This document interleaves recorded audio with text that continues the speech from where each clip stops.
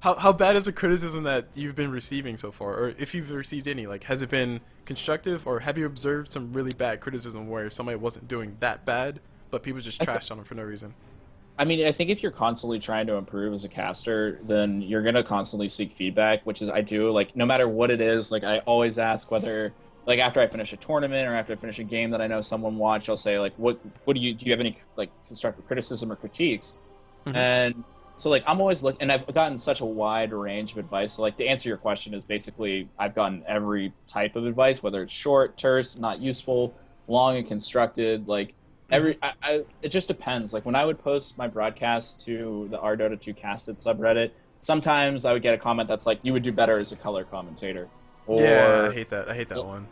and it's like, oh, why do you think that? And then you never get a response. And you're like, all right, I'm glad I just invested 60 minutes into doing your like free broadcast for you. And you're done telling me after you do better as a color commentator. I'm sure I could find that thread somewhere. I'm just like, Hmm. so like you get advice like that, but then I'll get really detailed ones where it's someone like you should, even if it's as little as like you should lower your mic to this level.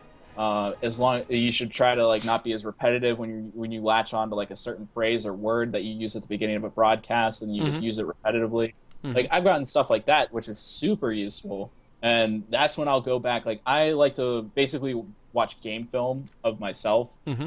where if I do a game, I'll like 8 out of 10 times I'll go back and like at least skim through it or watch decent portions of it Hmm. to see if I'm doing those things that I know are faux pas, but when you're in the moment, you might like latch on to some of them because you're kind of either like you're at a loss for words or you've just been talking for the past like 50 minutes and the game's still going on and you're just like, okay, Hmm. brain doesn't feel like being creative anymore. Like let's just go with what was creative 20 minutes ago. Yeah. Um, so I always try to go back and check those things. And so whenever I get critiques from people that are like really in depth, I really appreciate it.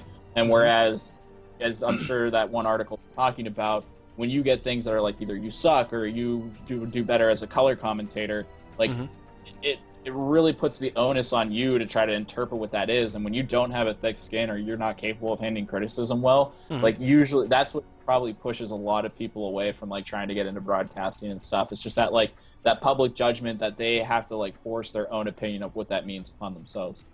Yeah, it's death by a thousand cuts. I mean, that's what Total Biscuit called it a while ago. But it's basically that. They're like everybody's just giving you a very small criticism, like, "Hey, Cool Blue, maybe you should change your logo," or "Hey, Cool Blue, maybe you should make your overlay switches faster," or "Hey, Cool Blue, maybe you should make a custom overlay." It's like, why? Leave me alone. Why isn't what I'm doing good enough? Why can't I please you? But no, but yeah, I agree. It's the criticisms are good, and I think if we had, what I'm looking for, if we had as much thought put into the criticisms as we do in the memes that we create, it might be a better world. But I mean, I don't, I don't, I don't want to live in a world without memes, man. I don't know about you. feels bad, man. Cool Blues, the meme Gestapo. No, I'm just kidding.